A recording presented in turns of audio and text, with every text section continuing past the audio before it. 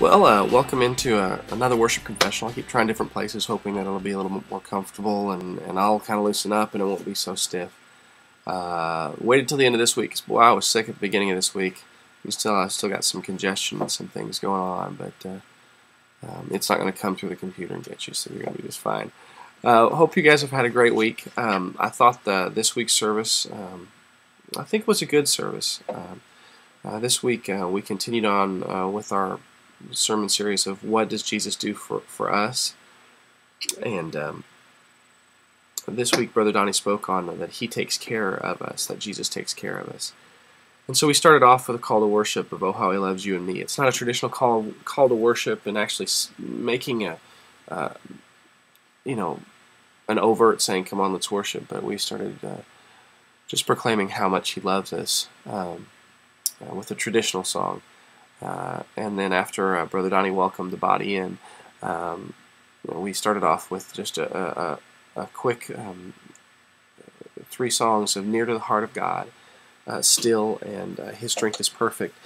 I feel like I should have done a couple more verses maybe of "Near to the Heart of God." That's something that the body knew really well, and I maybe shortchanged that. But surprisingly, everyone knew "Still." Still knew "Still," and I thought that went really well. I was very happy that we still knew that one. It's hard to use that pun. It's painful. Then for the offertory this week, because we had a really neat special, the choir popped up to do "Great is the Lord Almighty," the Dennis Jernigan song, and I think that went fantastic. They did a very, very nice job on that. I actually skipped the responsive reading. Don't know how I did that. I guess I was just so involved in the offertory and excited about Jason being there. Jason Ashley, who was youth minister here and then took over the music side of it and was youth and music for a few years. He sang our special this week, and I think he did a fantastic job, but it was really just more important that he was here. It makes a difference whenever people who are your past ministers and who have a history with this body, they just come back and bless us again. I'm so glad that he was able to come back and do that. I really think that made just a huge difference. And going down the list again, we went from the offertory. As I said, I skipped our responsive reading, and we went into two songs. "His Eyes on the Sparrow," which I think went okay.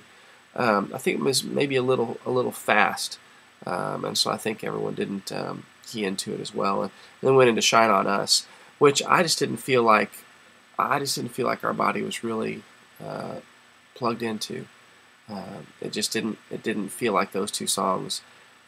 Even though lyrically I felt like they did what they were supposed to do, I don't feel like our spirit was really plugged into those. "His Eyes on the Sparrow" they plugged into, but I don't feel like "Shine on Us" is a song that we really plug into here. And I wanted to try it again. I really felt like it was going to work this time around, but no, I don't feel like that one is one that we really plug into here.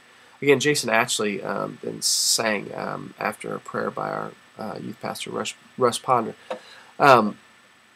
Russ.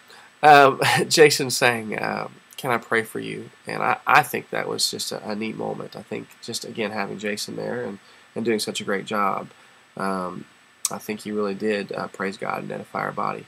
So it's good to have him here. After Brother Donnie's sermon, I feel like this invitation was the best invitation in a while. "Good to Me" is one of my favorite invitations, but I think it also it plugged in what Brother Donnie was saying. I think it did just a great job of making something good happen in the spirit. And I feel like for me as a worship leader, that was my highlight. I really liked where that was taking us. Then we close with "Oh How He Loves You and Me." So, the opening of the service was good, and the closing of the service was good. Needed to get the filler a little bit better. Really had a great week getting prepared.